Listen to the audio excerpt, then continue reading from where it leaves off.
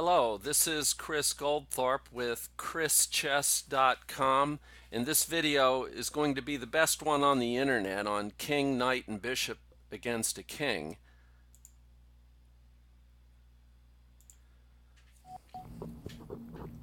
Well, this video is going to be about the king, bishop, and knight against a king. And this is one of the ways that it could actually come up.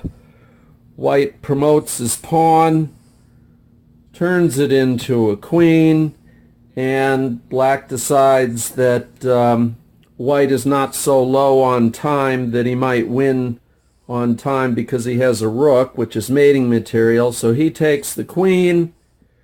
White takes back, and although white has no pawns, he has a king, a knight, and a bishop. Okay, so that's one way that it could actually begin, a way that it could actually come up. So let's take a look at some of the hazards along the way. The first thing we need to be familiar with is some of the positions where a draw can be done. Now, if the king is even in the corner, neither a king, a knight, or a bishop alone can stalemate him. So let's look at some situations where some combination of those two pieces can do a stalemate. Here you can probably find a move by white that would make a stalemate. Yup, this one. Nothing's guarding this corner square. So the knight has two squares, the bishop only has one. It's black to move. That would be a stalemate. Okay, another one. Let's take a look at this. If the king is against the board, anytime you put the bishop between the kings, the king must go backward. But he's already on the edge and he's not in check. So, if we can make two more moves in a row with the knight, we could checkmate him, but we're not allowed to do that. So that doesn't work. And this is another way. Here we've got the king stuck in the corner. And if I were to move the knight here, that would be a stalemate. If I move the knight here, that would be a stalemate. And we really can't force a checkmate here without, making a stalemate anytime we go wrong. Like if he goes here, and then he does this, and then I go here, that's a stalemate. If I avoid the stalemate and come back, he's in the mini lock. He goes here. Oh yeah, he is in the right corner here. He's in a dark squared corner. The bishop's on black, so we could end up doing a checkmate here. Only the king and knight are not on the same color, so we have to move the bishop as we do with the mini lock. So I'm going to talk about the mini lock now and tell you what the mini lock is.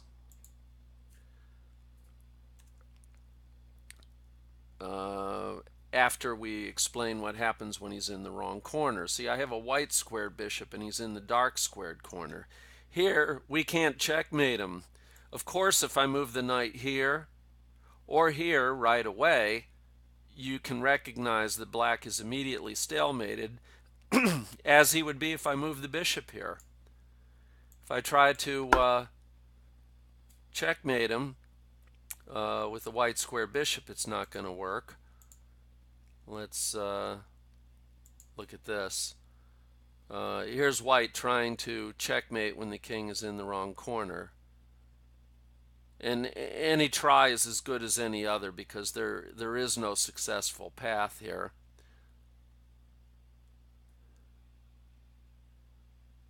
Now, if the bishop goes back to d5, it would create a stalemate. So we check him, he goes in the corner. Okay, we can't block this square and attack this one. So it should be pretty obvious that white is just never going to get a checkmate here. You can try this out with a friend of yours, try it against yourself, put it on your computer and have the computer try to checkmate you with the wrong color bishop when you keep your king in the wrong corner. And what you'll find is that he'll deliberately drive you out of that corner and over to the other one. But he's never going to checkmate you in this wrong corner. That's why he has to force you out of it. So as long as white keeps trying to do it in the wrong corner, he's never going to be successful. That would be a stalemate there. His only route to success is to drive you to a corner whose color is the same as what his bishop travels on. So let's take a look at the mini lock. Let's see, would that be this? Okay, no, let's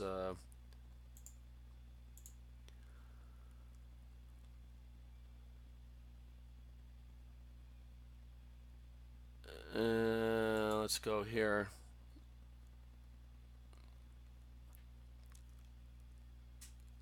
Let's see. Let's look at the mini lock. Here's how the mini lock works. Mini meaning small, M-I-N-I. Mini because the king only has 2 squares in his jail cell. White controls this bent 4 in the corner, and black will predictably go from black to white to black to white forever. So we simply ask ourselves, are the defending king and your knight on the same color square? If the answer is yes, you just immediately move the knight on every single move. Each time you move the knight, you'll be moving it to a square that's the opposite of the color that the king is on.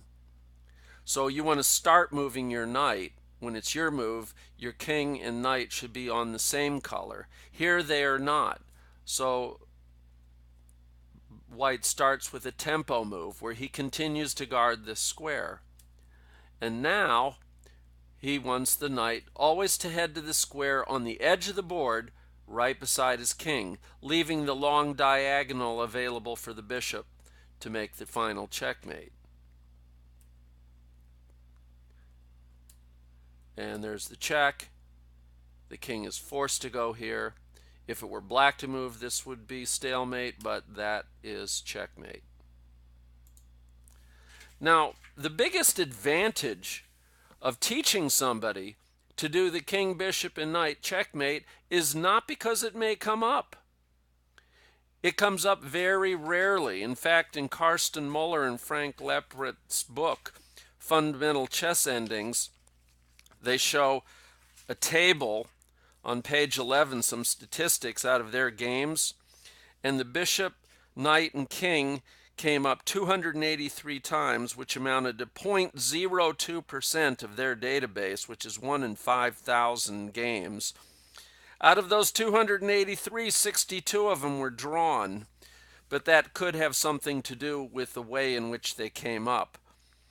But that would be about 22% of them, 21.9% of them were drawn. In my ChessBase database, out of over 2 million, actually over 4 million games, only 1,652 games ended up with 2 minor pieces against a king. 2 minor piece endings were 195,000. So only about less than 1 in 100 of them became against just a king itself.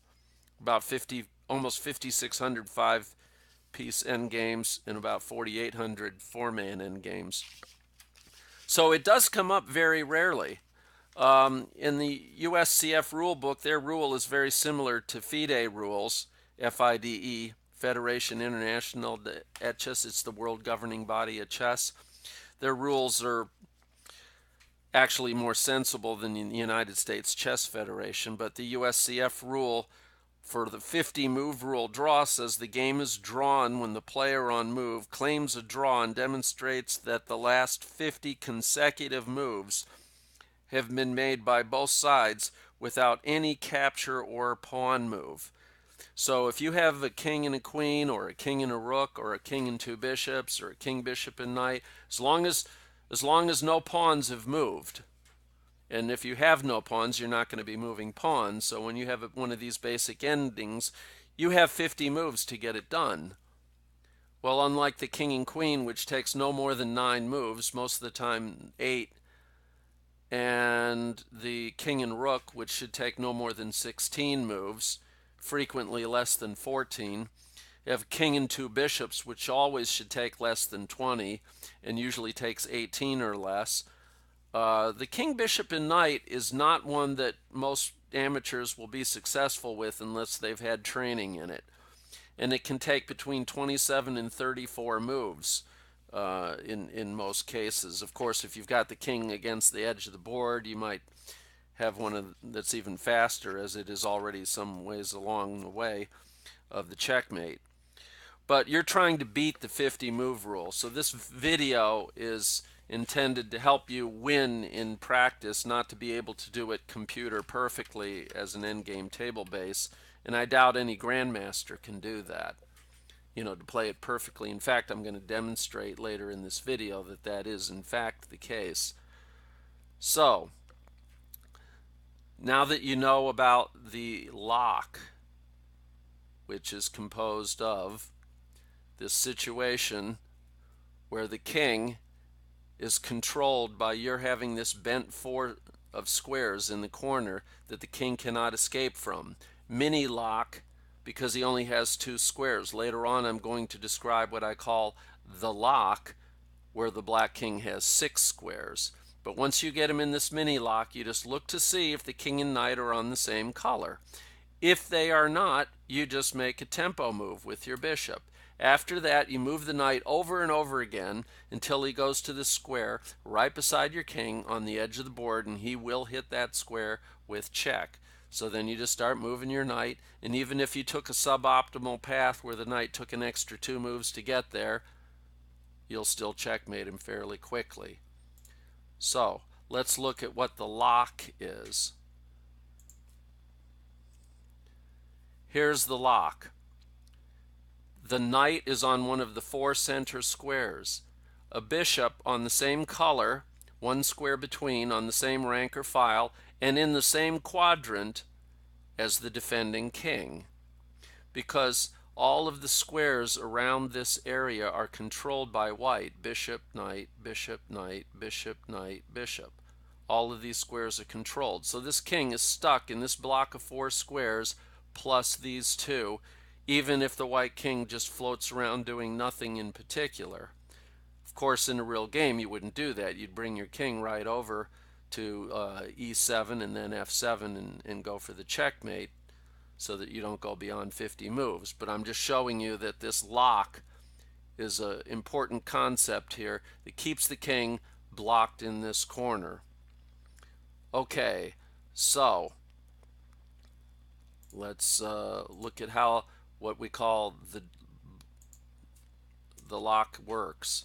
Here we've got black with the lock, and the king finally came to where he should, and we make this very recognizable square shape. If black were to go immediately, voluntarily, to the H file, we'll move the king to F7, and notice that you'll be controlling these 4 squares. You'll have him in the mini lock. So he doesn't want to go to the H file. Now we make this awkward bishop move. He attacks it and you have to move back, but your knight still guards the escape of the king until your king can do so. And once he goes beside your bishop, your knight can go beside your king. Actually, if it went here, that works just as well, whether he goes to H7 or to H8. Let's say he goes to H7, bring your king up, goes here, checkmate in 2 moves. Check, here, checkmate. Or,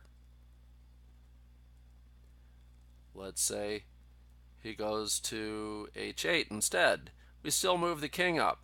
And now we have checkmate in 2 moves.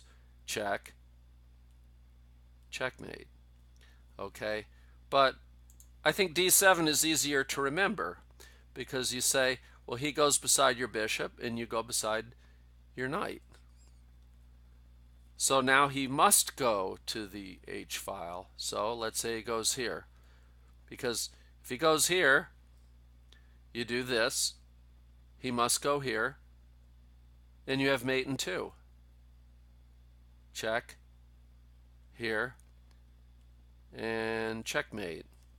And of course, this checkmate works just as well.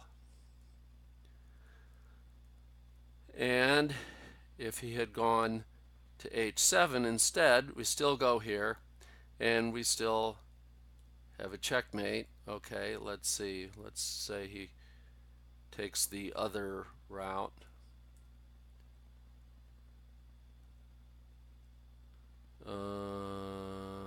Let's see. Let's say he goes this way first. And then we still have the checkmate.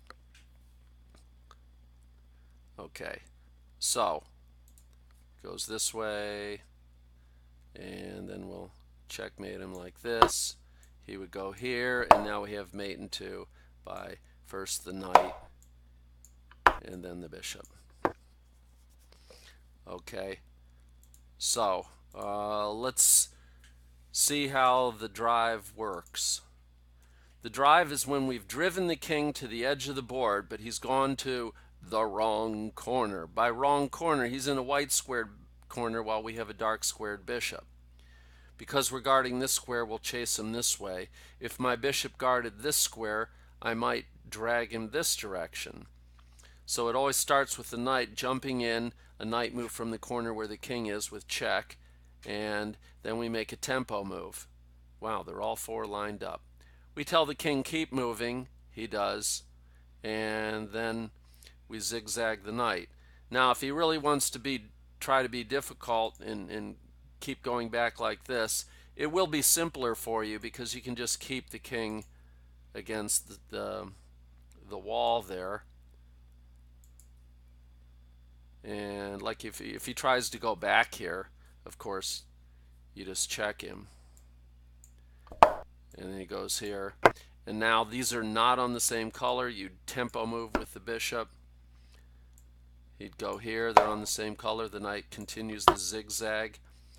If he goes here, you'd check him. He has to go here. You go here. He has to go here.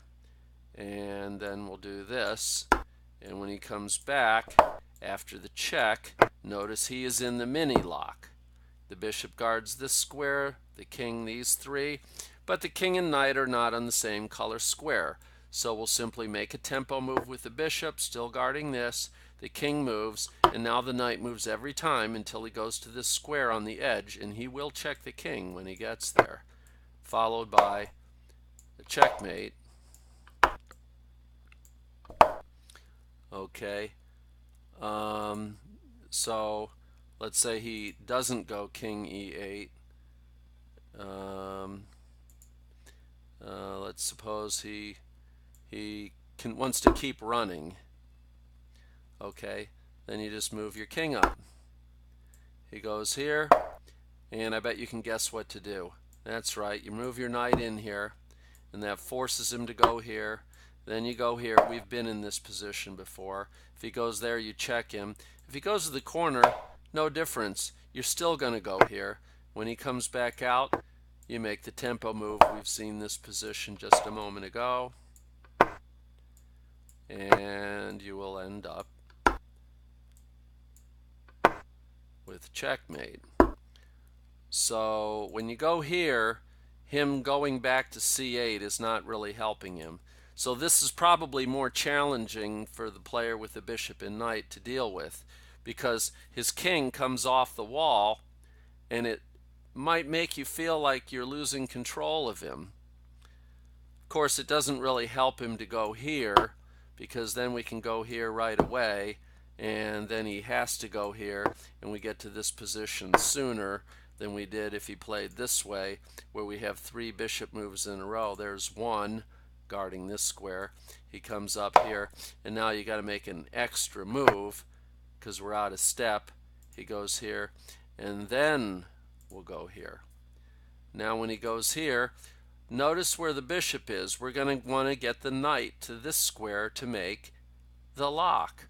But if we move the knight now, he'll attack the bishop, so we'll move the king in closer. And he moves back away from the bishop. If he had moved here, we move our king in, and we have the mini lock. So now the knight can go to here or here to get to e5. So we pick one doesn't matter. And now we have the lock. Once you have the lock established, your king could be asleep. Your king could be on a different chessboard. The king is not escaping from this block of 4 here, and these plus these 2. Okay, we'll make a tempo move with the king. He comes in, and we have this memorable square formation. If he goes to the H file, your king will go to F7, and you've got the mini lock again. So he goes back. We make the awkward bishop move. He can attack it, and you go in here. He can't get to G6. When the bishop and knight are on the same color squares, they're often coordinating very well. Knight to D7. Of course, knight to G4, as we showed before, would work just as well, but it's easier to just remember one way. This comes up, the king goes here, and now we have mate in 2 with check here and checkmate. In this position, if he'd gone to H7 instead, well, then you still bring the king up, and you'll still have a mate in 2. After this, you'll have 2 choices of how to checkmate him, either at F8 or, of course, F6. This is der checkmate, fausse part, schrecklich. Okay, so let's look at a few practical tries. Here's one against Fritz that is actually suboptimal in the sense that white should have checkmated a little faster than he did. But remember, you're just trying to do it in less than 50 moves before your clock runs out. So it makes no sense if you have 2 minutes on your clock to spend 1 minute and 50 seconds trying to find a way to checkmate him in 35 moves when you're in a position like this. So you just start moving your king closer to his. The first step is you want to get your king within 2 steps of his. Okay, I'm going to point out something sneaky here. In this position, if white made a move like, say, this, which might look okay, black already has a draw. Do you see how? Pause the video if you need to. Black can trap the knight by moving to F3, and there's no way to save the knight. He's going to go and take the knight. So, unless he wants to give away the bishop. Either way, white cannot win. So this knight had to be moved here. And now we save the knight. And again, your first goal is to get your king close to his king here. There they are, only 1 square between. And we start pushing him toward the edge. Now, if he knows what to do, he's going to go to the wrong corner.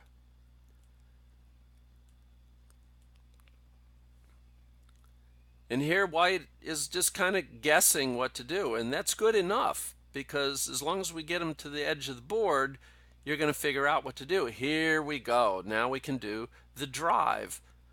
The bishop guards this square, so we're going to drive him into this black squared corner because you have a black squared bishop.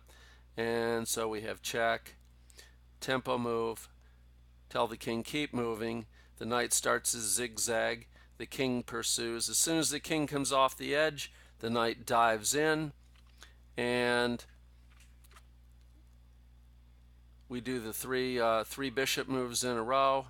1, 2, 3. And now we're going to create the lock. The knight needs to get to this center square to make the lock. It makes no difference if he uses F3 or F7. And then we go here. Now we have the lock. Now the king's going to tempo. And now we have the square, only it's white's turn, so that might have been a slightly inaccurate move by white. He might have missed an opportunity to do it a little faster. The awkward bishop move, he chases the bishop sometimes. If he doesn't, you can just move your king in closer. We could just move the bishop back here, and then we'd have the mini lock, and you'd find a way to do it fairly quickly. And now we have a mate in 1, 2, 3 moves.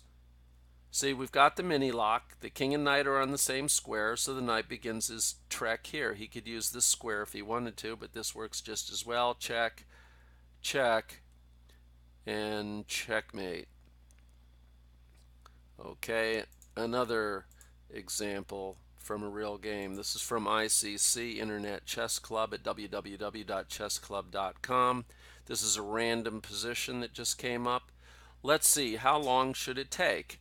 I'm going to, on Fritz 16, press S for setup, click on copy FEN, and then cancel. Now that text of the FEN for this game, that stands for Forsyth English Notation, and then I'm going to go to the Shredder website where we can look up an endgame table base.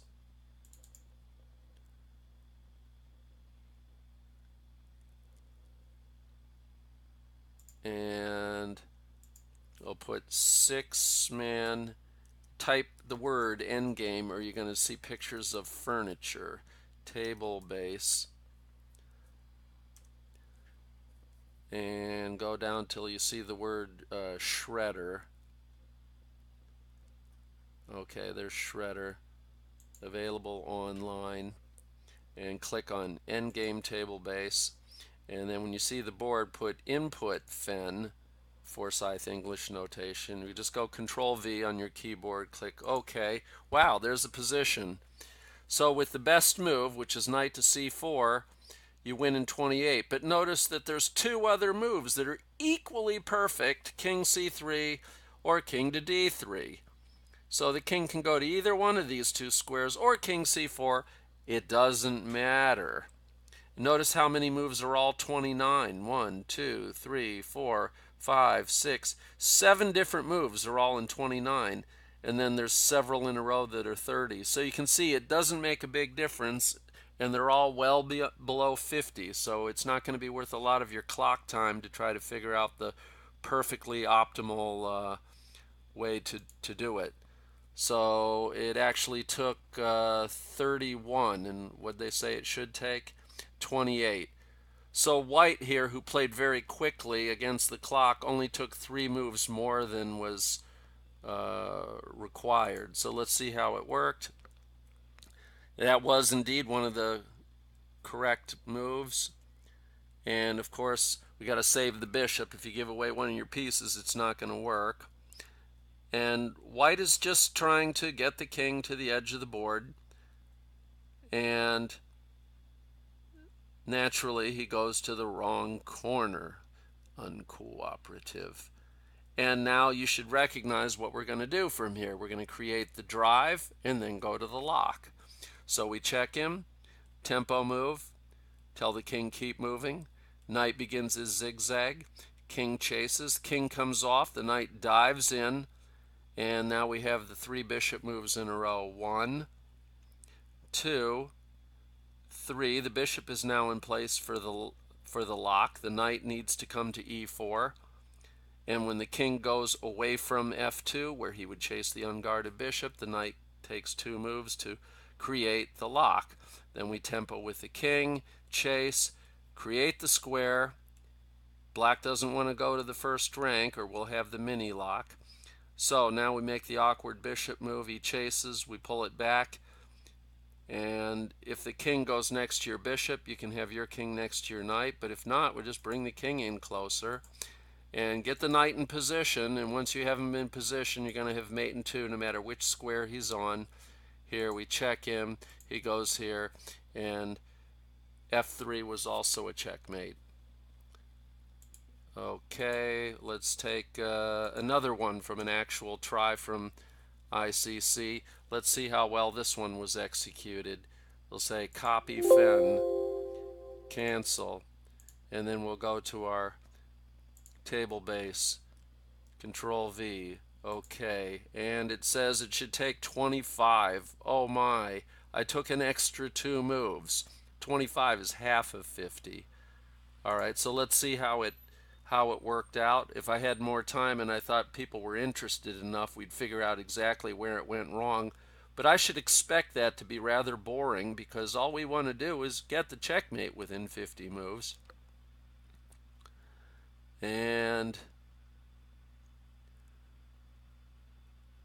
And then we tempo him. The knight begins his zigzag. King runs. King chases. He comes off the corner.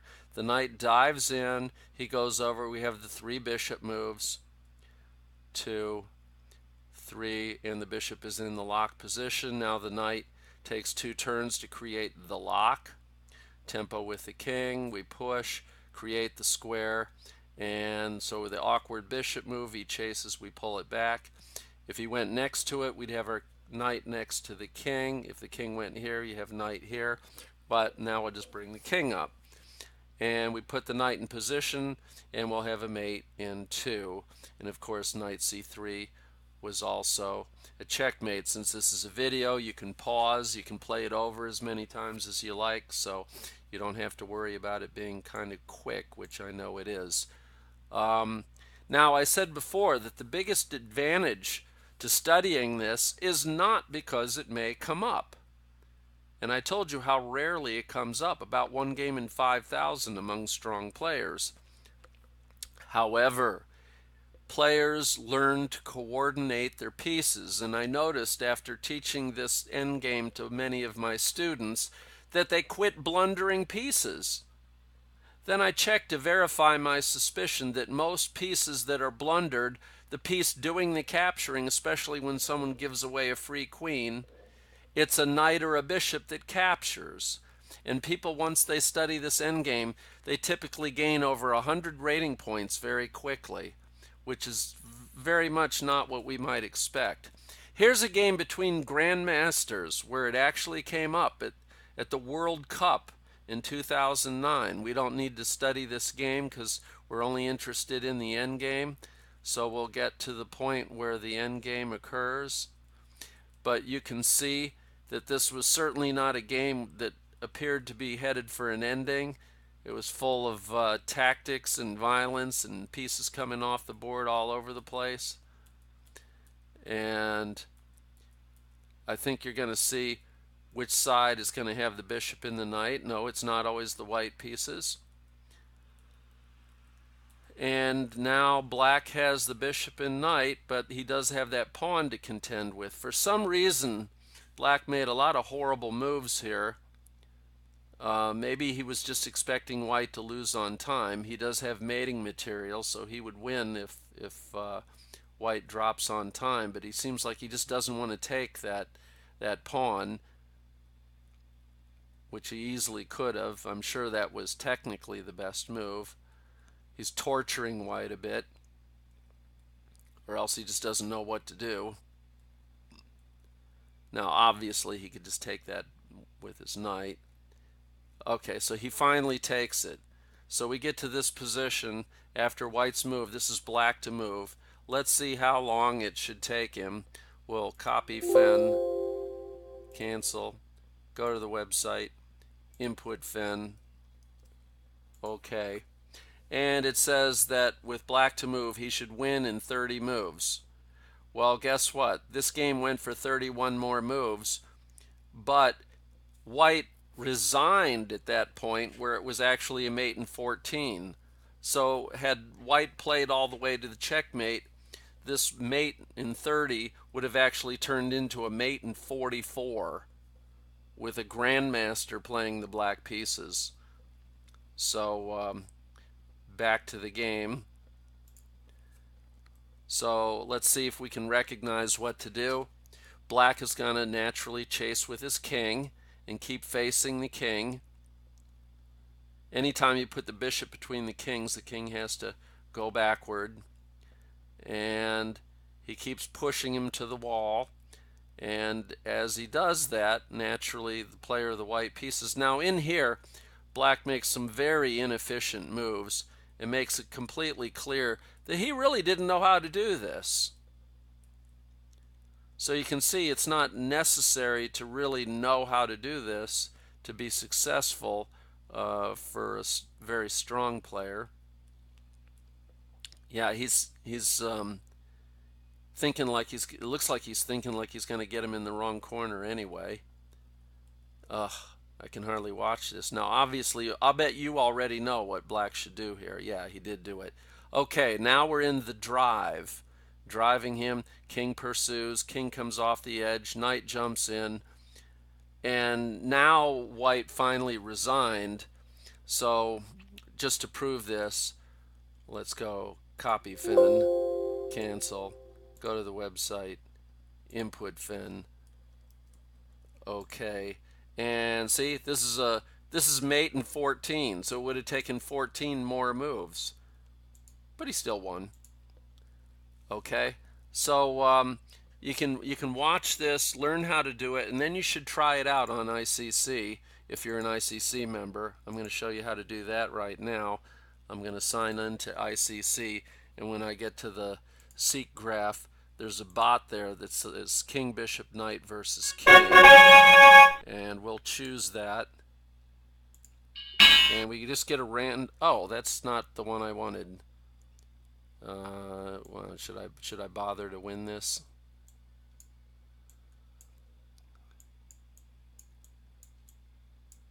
Yeah, this is checkmate. a pretty quick one. That's not the one I wanted. Where's King, Bishop, and Knight?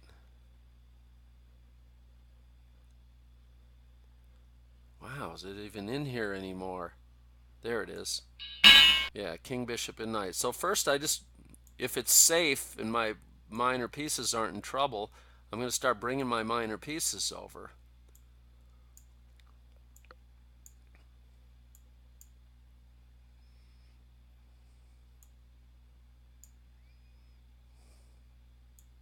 Check.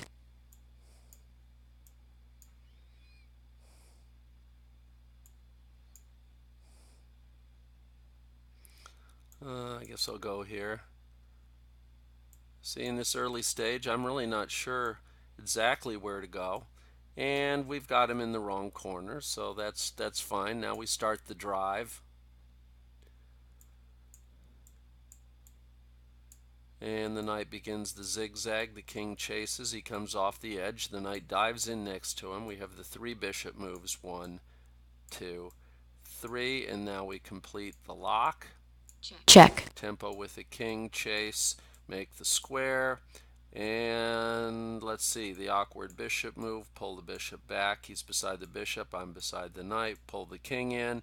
And we have mate in 2 with check. And checkmate. Checkmate. That was 37 moves. Okay, so that wasn't really so good as far as perfection, but it was less than 50. Had it been a real game, I'd have won. Let's try again. Okay, let's see if we can do better this time. After you watch this video, you can take those positions and enter them into an endgame table base and see how well I did here, or how well I didn't do, but still was successful. Okay, he's going to the wrong corner like he ought to, and my knight needs to get to here, so he's going to have to make a few moves to do that.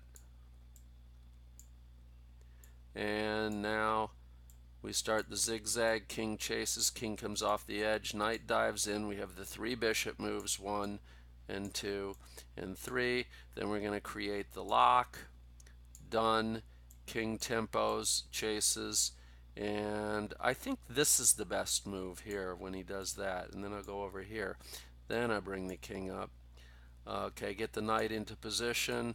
Now the king comes up. We have mate in 2. Check. And checkmate. That was checkmate. 31 moves. That might have been within a move or two of perfect. Should I do one more? Nah. You can watch these, and then you should try it yourself. Try it against your friends. You should practice this until you can get it down, and then after a month, learn it all over again. Most people need to learn this 3 times in their life. But the advantage of learning this is not because you'll have to do it. It's because you will learn how to coordinate your minor pieces, and you'll stop blundering pieces to knights and bishops. So, again, this is Chris Goldthorpe with chrischess.com. Thanks for watching.